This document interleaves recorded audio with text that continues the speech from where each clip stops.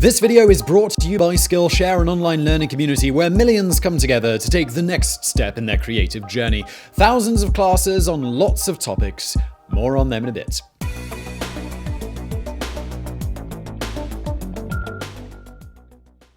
For as long as mankind has had currency, a system of trading, and a market economy, the world has been split into the haves and the have-nots. And for much of that time, there's been a huge gap between the two. The idea of the 1% isn't a new concept by any means, and in order to talk about one of the richest men in history, we'll have to go all the way back to the 15th century. The man who would become known as Jakob Fugger the Rich was born in 1459, and he had an advantage that few people get, then or now. He was born into a well-to-do family. But through a series of investments made with incredible foresight and a willingness to risk it all, Fugger guided his family to become one of the richest and most influential in history.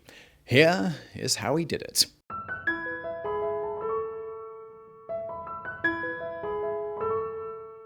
Since we're going to be talking about Jakob Fugger in the context of his wealth, it's worth investigating just how rich he really was. Perspective is key, after all, so let's compare his fortune to that of people who might be a little bit more familiar. Take Bill Gates. His highest net worth hit a seriously impressive $144 billion, although he gives so much money away through his foundation that that's not really an accurate picture. Go back in time about 200 years, and then we have John Jacob Astor. He has the honor of being America's first multi-millionaire, and he controlled much of the fur trade in the early 19th century, and when he died, he was worth what would be around $168 billion in today's money. Henry Ford tips the scales at around $200 billion in today's money, which puts him right alongside names like Cornelius Vanderbilt and Muammar Gaddafi. Rockefeller and Carnegie come somewhere in the middle of the $300 billion range. Fugger, well, he was richer than all of them. There's a few different ways you can look at wealth, and given the fast-changing modern economy plus factoring in inflation, a simple numerical comparison doesn't really carry that much weight. It's estimated that in today's US currency, Fugger would have a net worth of somewhere around $400 billion, but there's a lot more to it than that. Consider Fugger in a grander context. If you took Europe's entire economic output at the time, he owned 2.2% of that. If that doesn't sound like much, remember we're talking about representing more than 2% of an entire continent's economic output. For reference, examine John D. Rockefeller's value when he died in 1937, and he only owned 1.5% of America's gross domestic product, and that's just one country. But before you get bogged down by dollar signs, don't forget we aren't just talking about the value of money. Fugger wielded a great deal of power and influence, and that can be the most valuable currency of all.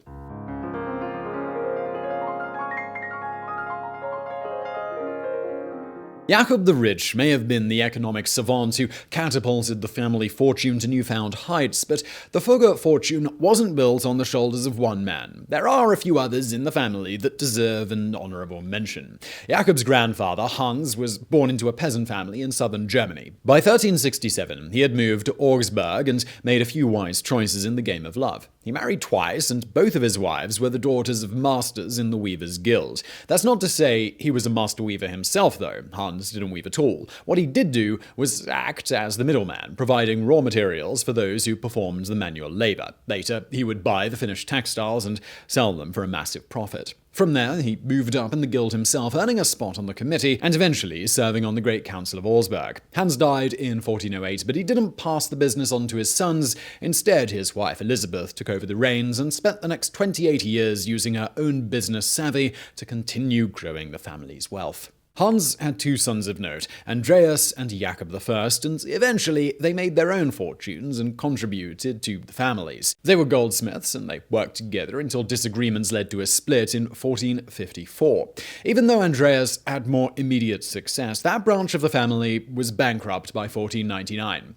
Jakob, on the other hand, increased his wealth and standing slowly but surely. He married the daughter of a mint master, and they raised 7 sons, all while he grew his status as a member of the city's Merchants' Guild. Two of his sons were groomed to take over the financial side of the business. The youngest, Jakob II, our future Jakob the Rich, was, like many youngest sons were, on his way to being educated for a place in the clergy. Jakob, also known as Jakob the Elder, died in 1469. For the next 28 years, once again, the business affairs weren't in the hands of any of the sons, but were managed by the deceased's wife, Barbara Basinger. She spent nearly 3 decades buying and selling, and when it came time to hand over control to the next generation, the family was already quite wealthy. It was Barbara who sent her youngest son off not just to ecclesiastical studies, but to learn banking and bookkeeping as well. Jakob II was just a teenager when he was sent off to Venice to learn the ins and outs of commerce in a major European city.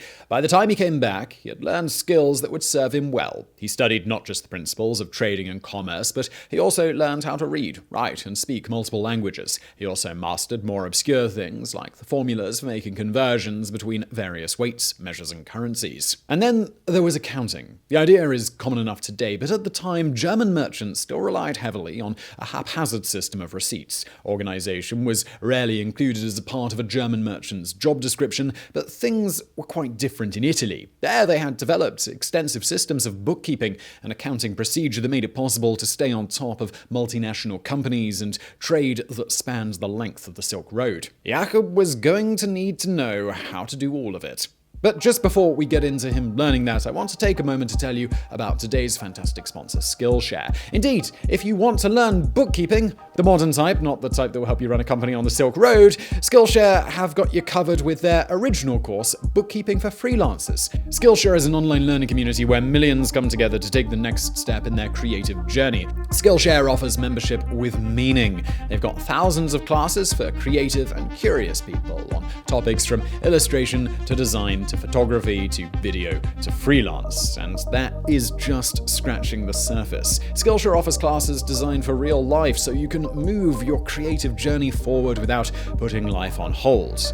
No one likes being put on hold. Unlike some websites where you have to pay for individual courses, there's none of that with Skillshare. You just get a premium membership, and then you can get unlimited access, so you can take as many courses as you want. I've previously mentioned some of the classes I've taken, but maybe you're into different things than me.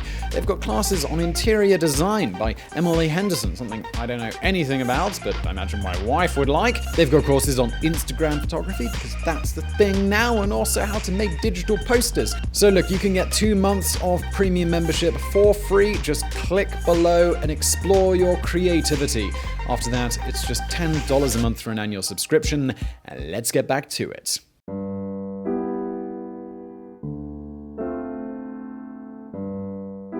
It was several years before Jakob returned to Germany, and by that time his older brother had already set up a firm of their own. It was called Ulrich Fugger and Brothers, and Jakob started out with a 29% ownership stake. He wasn't working with them for long when he witnessed a deal that made a lasting impact on him and taught him a very important lesson about the makings of a king. Ulrich Fugger was approached by the Habsburg Emperor Frederick III. He was installed as Holy Roman Emperor in 1452, and his reign was both turbulent and historically significant. He dealt with a series of revolts and revolutions, as well as continued unrest on the eastern border of his kingdom. He was on the front lines of the long-running battle between the Ottoman Empire and Christian Europe, maintaining a firm relationship with the Church, but struggling to consolidate his territory into a unified power. One of the most important things he's still known for isn't necessarily what he did, but what he laid the groundwork for. In 1477, he made a deal to join his family with the Duke of Burgundy's via the marriage of his son to the daughter of Charles the Bold. Before the marriage could be agreed upon, though, Frederick needed to impress the Burgundians to prove his family's worthiness. With the coffers running dry, he turned to the Fuggers. Frederick III found himself in dire need of fine textiles, and that was precisely what the Fugger family did best. Jakob watched as his older brother made the deal. He would give the Holy Roman Emperor the fine silks and wool he needed to impress Charles, but he wanted something in return. This was a coat of arms bestowed upon all of the Fugger brothers. It doesn't sound like much, but for the family, it was a huge deal that allowed them to rise from just being well-to-do members of the merchant class to being a bona fide family of standing and clout. It was a win-win. The deal also helped Frederick to close on the marriage proposal, which in turn consolidated power and made Austria a force to be reckoned with. From all of this, Jakob learns that even kings would bend to the knee before money. Every haggle might come with some natural give or take, but a careful negotiation could have a very far-reaching outcome indeed. In 1485, Jakob made his first solo deal. The 26-year-old was still working for his brothers when he headed off to Schwaz, Austria, with a desire to break into the mining industry. His brothers had given him full authority to make any business decisions he deemed appropriate, which turned out to be one of the better decisions that the family made. Jakob met with Sigismund, the Archduke of Austria and ruler of Tyrol. Prior to his evaluation of these particular titles, Sigismund was a ward of his cousin, the aforementioned Emperor Frederick III. When he was given regency over Tyrol and several other territories, he was handed incredibly valuable lands, rich with silver mines. And while Sigismund may have been instrumental in promoting and growing his country's mining industry, he also liked to spend money as fast as it was being mined. His love of extravagance earned him the epithet rich in coin, but he wasn't always able to keep up with his spending. And this is where Jakob Fugger enters the picture. He had the extra cash that Sigismund so desperately needed, so they struck an intriguing deal. Jakob agreed to lend the Archduke a sizable sum, and in return the Fuggers would gain the rights to the area's silver mines. Money up front in return for the possibility of money in the future seemed like a brilliant trade, so Sigismund took it in exchange for £1,000 of silver, delivered over several installments. He did, in fact, deliver the mined silver as promised, which wasn't always a guarantee. As an archduke, he could have just leveraged his own power and standing to decide he wasn't going to bother with repayment. Fortunately for the Fuggers, the delivery came in right on time, and Jakob was able to sell that same silver in Venice at a 50% markup. And that's what we call good business. The Fugger fortune didn't come from that £1,000 of silver, but that first deal did something else. It cemented a relationship between the Habsburg dynasty and the Fugger banking empire, because just 4 years later, Sigismund found himself in dire need of more help. This time, his trouble started with the outbreak of a border dispute between Innsbruck and Venice. Frankly, calling it a border dispute is putting it rather mildly. After noticing that the Venetian military was occupied in a fight with Turkish forces in Greece, Sigismund launched a modest opportunist attack, claiming a small alpine town and extending the Austrian borders. It probably goes without saying that Venice wasn't terribly happy about this. They issued their response in no uncertain terms. Sigismund could either return the town and pay 100,000 florins in restitution for his bravado, or he could prepare for Venice to take back their town by force. Sigismund appealed to the family's regular financiers, but no one was willing to lend him the money. They refused not because of his military action, but because he had already managed to run up massive debts that he hadn't yet repaid. Desperate, he returned to Jakob Fugger. Where other bankers saw a risk, Jakob saw an opportunity. He agreed to lend Sigismund the money he needed, but the interest on the deal was going to be massive. The contract stated that the loan was going to be repaid with more silver from Sigismund's mines. All output was to be sold to the Fuggers at an almost unthinkable discount until the loan was repaid. The Fuggers could then turn around and sell that silver, and they stood to make what could safely be described as boatloads of cash. The deal wasn't without risks. Sigismund had already proven that he couldn't repay his regular bankers, and there was the very real possibility he would simply stop sending silver to the Fuggers. But Jakob had banked on the fact that this was a bridge Sigismund didn't want to burn, gambling that he would uphold his end of the deal in order to preserve the possibility of future partnerships. It was a little bit about honor and a lot about knowing he would need to borrow money again in the future, and it all came up rather shiny for Jakob. So shiny, in fact, that the Fuggers opened their first branch office in Tyrol, and it's important to stress that this was a gamble on more than just Sigismund's ability or desire to uphold his end of the bargain. Metallurgy had been a work in progress for thousands of years. The evolution of the ages of man are defined by advancements in the use of materials like bronze and iron, after all. At the time, Jakob was making deals for silver, but the corresponding smelting technologies had stalled. Starting around 1480, though, metallurgic advancements began happening in leaps and bounds. It was becoming much more economical to separate silver from other materials. In turn, the demand for silver, lead, mercury, and copper exploded. Portugal in particular was buying huge amounts of copper for their ships and their weapons, and the Fuggers were well positioned to capitalize on it all. In 1494, Jakob formed the family's first public company, a mining consortium. His goal was a copper monopoly. To get there, he started investing heavily in copper mining, buying everything from mines to smelting plants across present-day Slovakia. It's impossible to tell just how massive this portion of their industry was, as they were incredibly secretive when it came to the technology they used and the numbers they saw floating across their accounts. We do know that it wasn't long before they had built up a massive trading empire that stretched from England to India and Africa. It was an industry that sustained the family wealth well into the 16th century.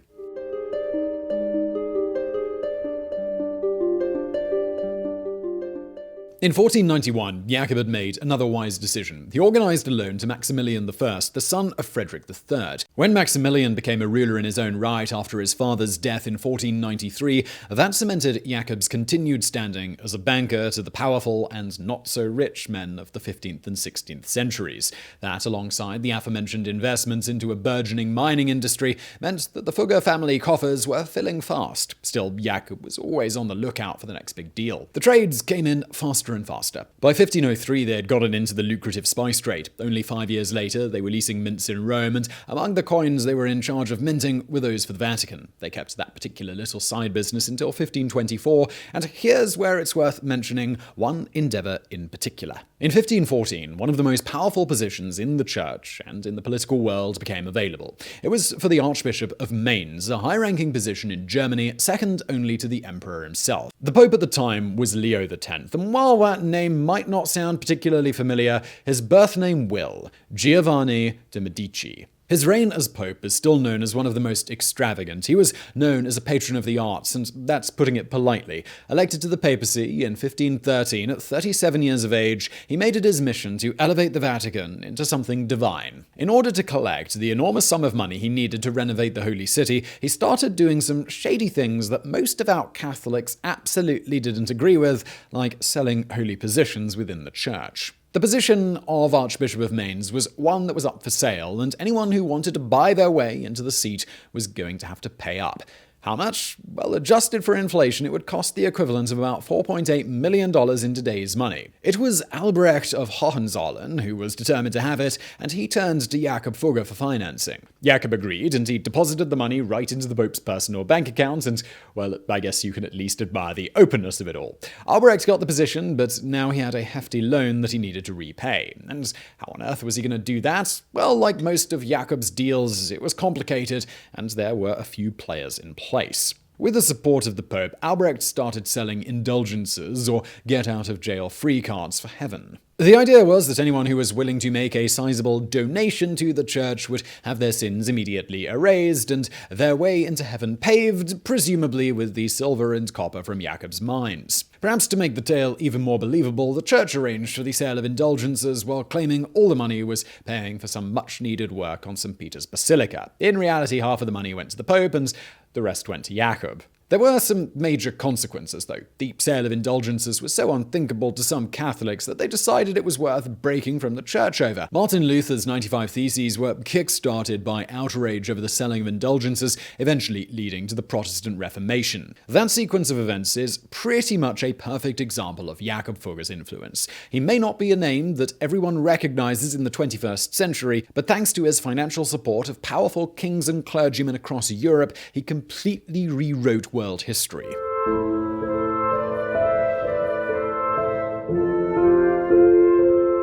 Jakob Fugger's wheelings and dealings are too many to list, so perhaps a better way to talk about the lasting impact he had on the world isn't to talk about how much money he made, but rather how he spent it. Let's take the Fugger Eye. In 1517, Jakob oversaw the groundbreaking of what would be a global first. After years spent amassing a fortune larger than a single person could spend in a lifetime, Jakob wanted to give back to the community. To that end, he built a housing complex called the Fugger Eye. It's located in Augsburg, Germany, and it's entirely accurate to describe it as a city within a city. Opened in 1520, it was designed to provide housing to low-income tenants. It included 147 apartments, 67 houses, and a church. Those who lived there had to apply and meet specific criteria. They had to prove their devotion to the Roman Catholic faith, have no outstanding debt, be struggling to make ends meet, and have lived in Bavaria for 2 years. And what were the bonuses? Well, rent was just 88 cents a year and 3 prayers a day. That's impressive, but what's more impressive is that 500 years later, the Fugger Eye still welcomes tenants who are in need, and the rent has remained absolutely unchanged. The effect that Jakob Fugger, and indeed the Fugger family, had on the world is impossible to trace, and there's some things that we only have time to mention in tidbit form. After Maximilian's death in 1519, Jakob's support of Spain's Charles I led to the Habsburg ruler becoming the Holy Roman Emperor Charles V.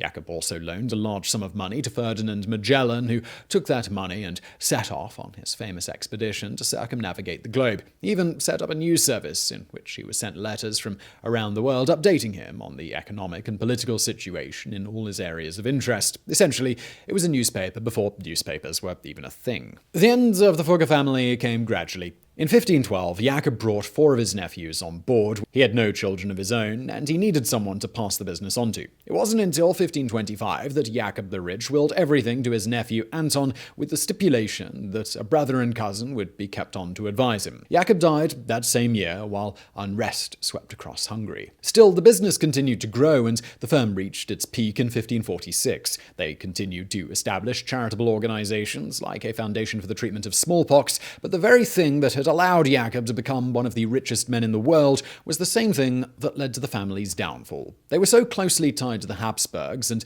the fortunes of Hungary that, as trade worsened, so did the family's financial opportunities. By 1550, 2 years after their withdrawal from the Hungarian trade market, Anton Fugger told his sons to focus on their education and find their own fortunes in the courts of Europe. Their Spanish branch was bankrupt by 1557, and after Anton's death in 1560, other branches that had become unprofitable were sold. Leases on mines were returned, the family withdrew from Spain, and in 1658, the firm was dissolved completely.